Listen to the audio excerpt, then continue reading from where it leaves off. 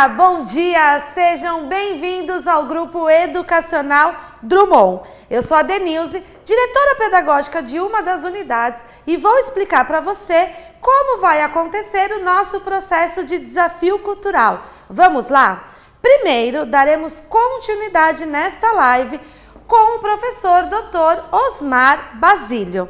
Em seguida, vocês farão um tour virtual. Isso mesmo, vocês poderão conhecer todas as nossas instalações, salas diferenciadas e tudo que o Drummond tem para oferecer para você. Então, atenção, vem muita novidade boa por aí.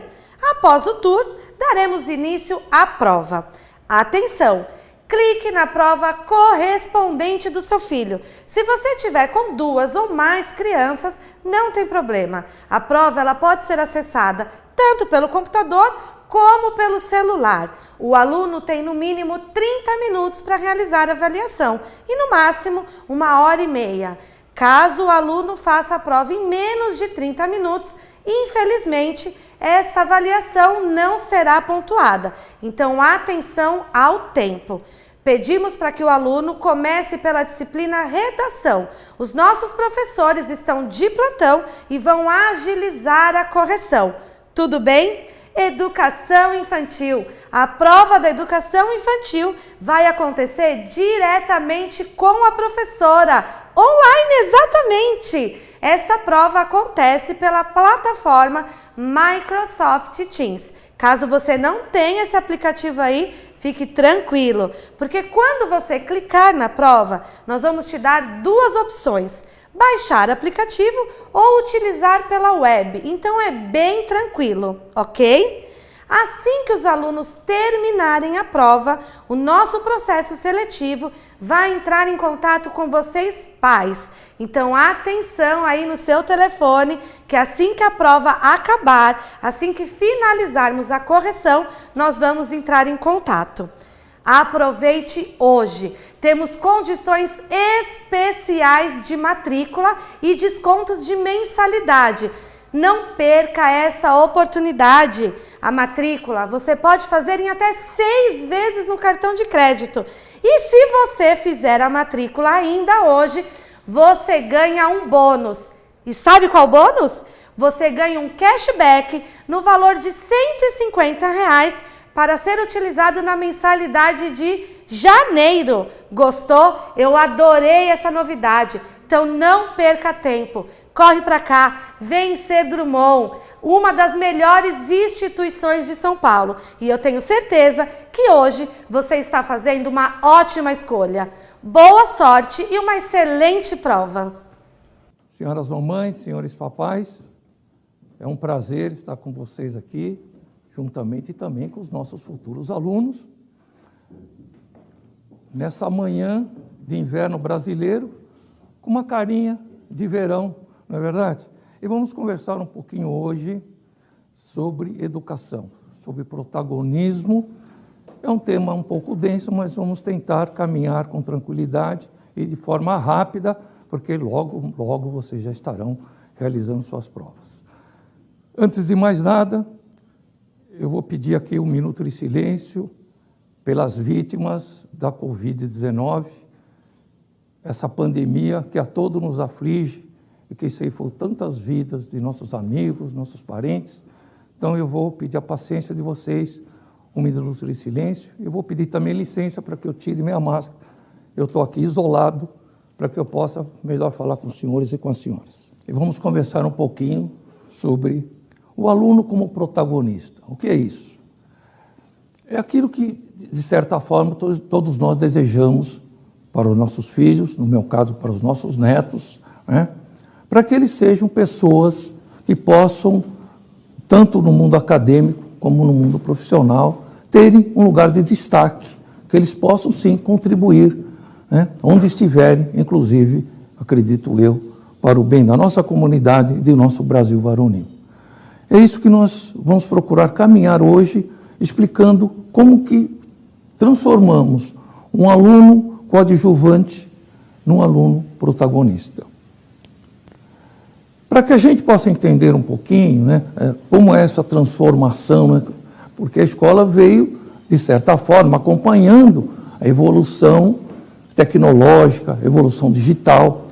Então, vamos rapidamente passar aqui como que as gerações, né, que é uma forma que temos aí de certa forma, identificarmos as pessoas, porque as pessoas, elas sofrem a influência do meio, e as gerações de determinado tempo, né, determinado espaço de tempo, temos características peculiares.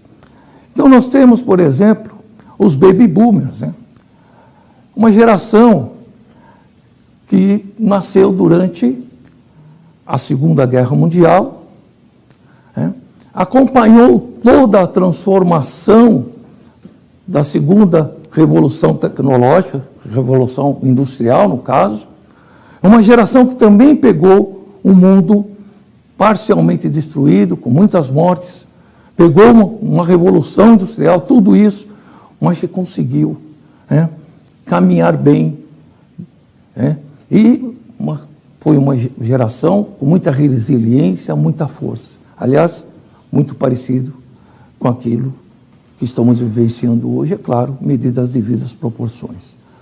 Só que essa geração, em termos acadêmicos, foi uma geração totalmente analógica. Não tinha acesso ao mundo tecnológico, principalmente ao mundo digital. Aí depois nós temos, a partir de 1961, nós temos a geração X. Ela veio, de certa forma, na contracultura da geração Baby Boomer. É a geração Woodstock, né? Geração das letras, das canções, né? A geração das artes, do respeito à natureza, quanta coisa boa essa geração nos deixou. É a geração da trilogia Sexo, Drogas e Rock and Roll. Se nós tirássemos aí as drogas, essa geração teria sido perfeita em tudo que deixou para o bem da humanidade. Depois nós temos, e essa geração X, voltando aí um pouquinho, também ainda era uma geração analógica em termos acadêmicos. Então, dentro do contexto acadêmico, contexto educacional, ainda era uma geração analógica. Em 1981, nós já tivemos a geração Y. Essa geração nasceu no mundo analógico, mas acompanhou todo o desenvolvimento do mundo digital. Essa é a geração dos resultados, né? A geração que tem pressa, a mesma velocidade do desenvolvimento digital. Essa geração que corresponde a muitos dos papais, as mamães que estão nos assistindo hoje, essa geração deixou, sim, um legado importante, porque foi a geração que soube fazer essa transição do analógico para o digital. Em seguida, temos a geração Z e a geração Alfa. São as duas gerações dos nossos alunos, dos seus filhos, né? Então, a geração Z já é a primeira geração dos nativos digitais. Eles já nasceram no mundo digital. Para ele, tudo é normal dentro desse mundo das nuvens, né? Das grandes redes de comunicação, etc. A geração Alfa veio a partir de 2010, também muitos papais, muitas mamães aí têm essas crianças menores, né?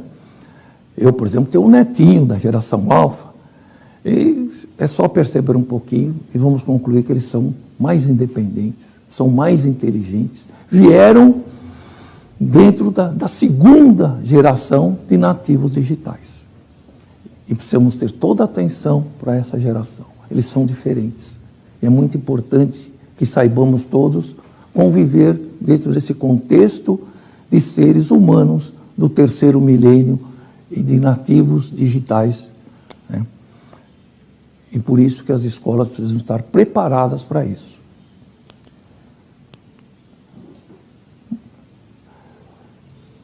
E lá por volta de 1973, Joël de Rosnon, um cientista francês, ele editou seu livro, O Homem Simbiótico, que eu recomendo a leitura, excelente, para que a gente entenda um pouco como foi toda essa evolução.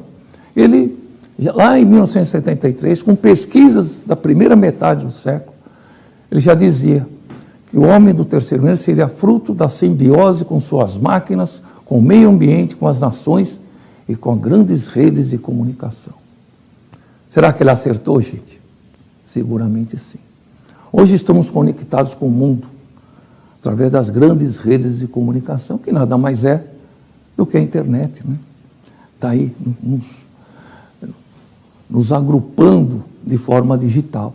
E muito importante, durante a pandemia, foi de suma importância para que a gente continuasse, né, principalmente no mundo acadêmico, para que os alunos que estavam fora da sala de aula pudessem ter também a sua educação continuada e não fôssemos obrigados à interrupção brusca, né? Uma breve reflexão: o que era o ensino antes da era digital? O ensino do passado, a primeira metade do século passado, a evolução, né? O aluno tinha um papel muito passivo no processo. Era o professor que detinha todo o conhecimento. Era o professor que dizia o que fazer e como fazer.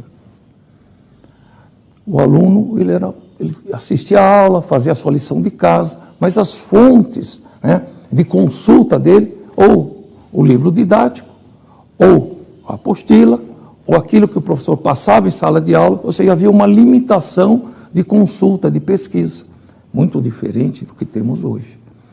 Era um ensino inflexível e dogmático. Claro, cumpriu o seu papel, né? Nós que somos mais antigos, eu que sou aqui um baby boomer, talvez o único nessa live aqui, né? E passamos por isso, fomos educados dessa forma. Mas será que isso se aplica aos nossos filhos, nossos netos, à geração do terceiro milênio? Francamente, eu acho que não. E para que a gente entenda um pouco esse caminhar, nós temos o seguinte: precisamos de novos métodos acadêmicos, novos métodos educacionais. Utilizamos, lógico, prioritariamente a pedagogia, né? Pedagogia que vem do grego peda, né, para criança. É uma metodologia educacional bem voltada para a criança. Só que não é bem, a criança hoje do terceiro milênio não é a criança do segundo milênio, gente. Ela é diferente. Tem acesso a muitas informações. Ela é mais complexa dentro de um contexto mundial. E precisamos de novos métodos. Aí nós temos a andragogia. A andragogia vem do grego andros, que é adulto. Então, no passado, a andragogia era dedicada exclusivamente aos adultos. Mas a evolução do ser humano, a evolução dos nossos filhos, fez com que essa metodologia viesse também para as crianças e para os jovens. Aqui, o aluno já começa a ser um protagonista.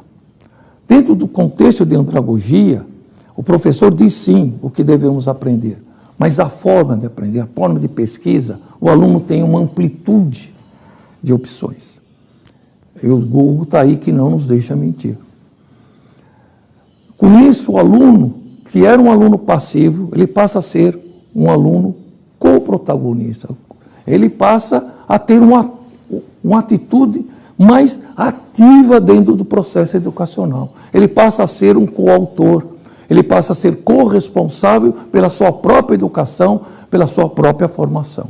Isso faz com que as aulas, o contexto educacional passe a ser mais agradável. O aluno se sente responsável, sim, por aquilo que ele está aprendendo, por aquilo que como ele está se desenvolvendo. Isso é muito importante para que as aulas, os conceitos sejam mais palatáveis para os nossos alunos e a escola seja cada vez mais um ambiente agradável, um ambiente de acolhimento. E temos também a eutagogia. A eutagogia também vem do grego euta, né, que é autonomia, né? De certa forma, significa o seguinte, que o aluno, ele identifica o que ele quer aprender, como aprender. Pode parecer uma loucura, mas já o fazemos. Quem fez ensino superior, acredito que a maioria das senhoras mamães, dos senhores papais, já fizeram o TCC. O que é um TCC, gente? O aluno escolhe um tema, desenvolve esse tema, claro, com orientação do professor. O professor sempre é um ator do processo. Ele sempre está acima, nos orientando. Ele é um moderador, ele sempre está junto conosco. Então, no TCC, é otagogia pura, ou seja, é o professor como orientador, o aluno desenvolve o tema que ele mesmo escolheu e apresenta o seu TCC. Temos até uma escola, a Escola da Ponte, lá em Portugal, do professor Pacheco, com grande sucesso no mundo inteiro e que usa os conceitos de otagogia. No Brasil ainda não ser em casos específicos como esse. Inclusive, nossos alunos fazem também uma espécie de TCC também e apresentam para os senhores pais, para as senhoras mamães, terão oportunidade, quando seus filhos estiverem aqui conosco, ver como que isso funciona, mas são casos pontuais. Ainda estamos na transição pedagogia-andragogia. Você muda para mim, por favor? E o que significa um aluno protagonista? Nós vimos que nós estamos passando de um aluno passivo, de um coadjuvante, para um protagonista. Significa o seguinte: a escola precisa extrair conhecimento, o aluno precisa assimilar esse conhecimento a partir das experiências e vivências. O aluno precisa ser incentivado, acompanhado e orientado pelo professor, é claro, é o professor que é o grande ator desse processo todo, a partir da sua forma específica de aprender, porque cada aluno tem uma forma diferente de aprender. Não dá para ser tudo igual, gente. A individualidade tem que ser respeitada. E depois, não é só memorizar, né? Aquele método antigo, a tabuada do 5, do 4, do 3, né? Aquela decoreba, acabou, gente.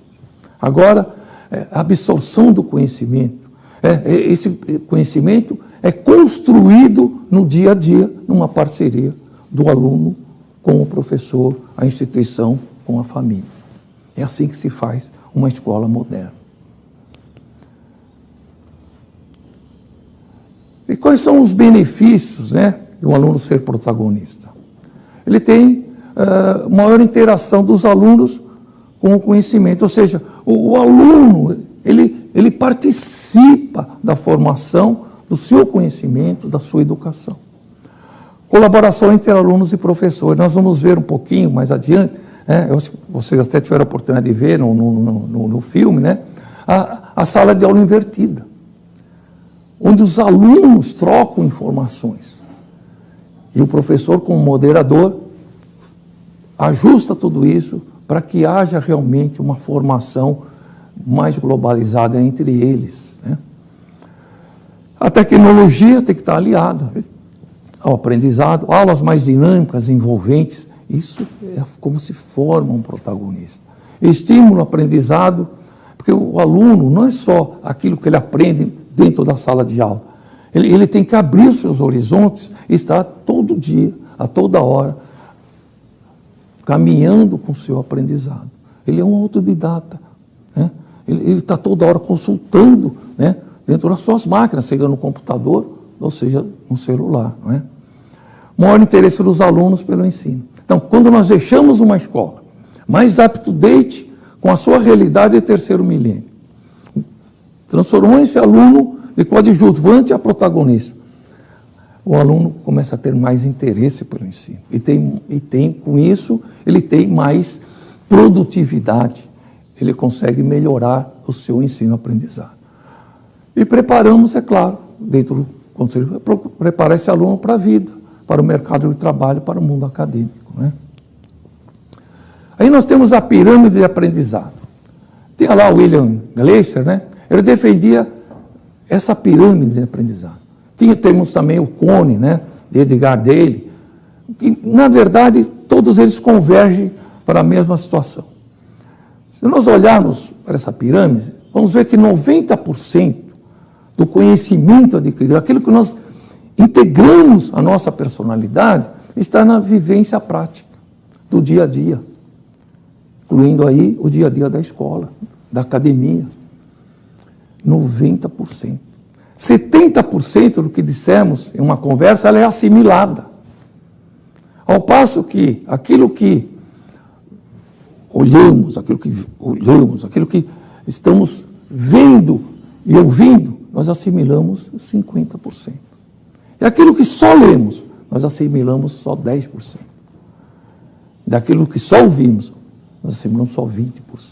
Então, a escola tem que se basear nos debates, nas conversas, né? E na vivência prática do dia a dia. É isso que tem que ser o caminho da escola e a gente vai transitar por isso. E como que a escola, então, aí, claro, papai e mamãe estão se perguntando, tá bom, tudo isso bonito, interessante, e a escola? Faz o quê? E vamos lá. O aluno tem que, não é só dizer que ele tem que praticar. O aluno, a escola tem que dar condições, tem que montar um ambiente propício para esse desenvolvimento. E como que nós, aqui no Grupo Educacional Drummond, fazemos isso? Nós utilizamos o que chamamos de 5 passos. 5 passos para que o aluno de coadjuvante ele possa, ao longo da sua vida acadêmica, se transformar num protagonista no mundo do trabalho, no mundo acadêmico. Primeiro, aplicarmos os conhecimentos de neurociência, né? Aí entra a parte de gamificação, né, gente? Coisa bacana, o aluno gosta. Aliás, que como informação, lá por dia 15 de julho estaremos com nossos campeonatos, né, de games. Então, senhores papais, né, inscrevam seus filhos para que eles participem também, estejam conosco. A escola precisa investir em tecnologia. O ambiente escolar tem que ser um ambiente tecnológico, porque é o ambiente do terceiro milênio, é o ambiente dos nossos alunos, dos seus filhos. Precisamos introduzir novas metodologias educacionais. Não só a pedagogia, como dissemos atrás, importante, prioridade, mas também andragogia, eutagogia, são conceitos que precisam ser agregados no dia a dia dos nossos alunos. E promover atividades que desenvolvam o interrelacionamento do indivíduo. É aquele contexto que dissemos há pouco, né? Os alunos trocando informação entre eles, né? E promover eventos e debates que os alunos tenham preponderantemente voz. É aquele debate em sala de aula. É o aluno já vir para a sala de aula, preparado para assistir à aula, já com os conceitos da pesquisa que ele fez sobre o assunto que será discutido em sala de aula, e com isso nós deixamos com que ele fale, ele tenha voz, ele participe efetivamente da sua evolução acadêmica, do seu ensino-aprendizagem. E como fazemos isso? Dentro do conceito educacional. Vocês assistiram, né, um vídeo, e vão ver depois também mais um pouquinho, né, do tour virtual. Vocês vão ter a oportunidade de ver o que são as tecnologias digitais, né, dentro do conceito de metodologias ativas, o ensino híbrido, aulas presenciais remotas, muito importante nesse momento de pandemia, né, plataformas digitais. Tudo isso vocês poderão ver dentro desse live, né? Patrícia, vira para mim, por favor. A sala de aula invertida, como dissemos há pouco, o aluno já vem para a aula com a pesquisa feita. Claro que tem que ser uma sala diferente, tem que ter um ambiente propício para isso, para que ele fique à vontade, para que ele se sinta realmente acolhido, né?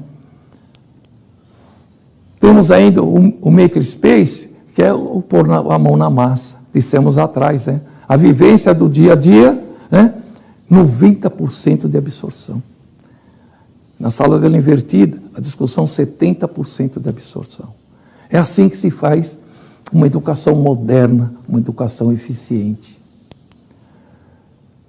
A sala de psicomotricidade é uma beleza, né? Um aluno brinca, é lúdica, mas ele está desenvolvendo as suas atividades neurais, Está aí a neurociência, está aí a psicomotricidade sendo desenvolvida, e o aluno faz isso de uma forma lúdica, de uma forma agradável, né?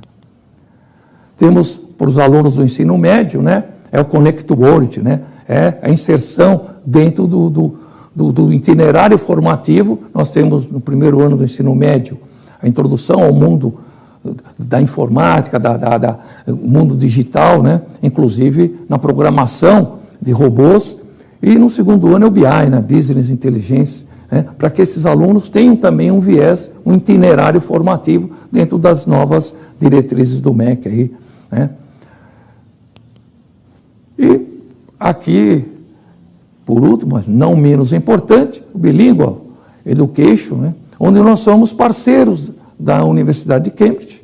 Nossos alunos têm, então, uma segunda linha, como língua, como opção.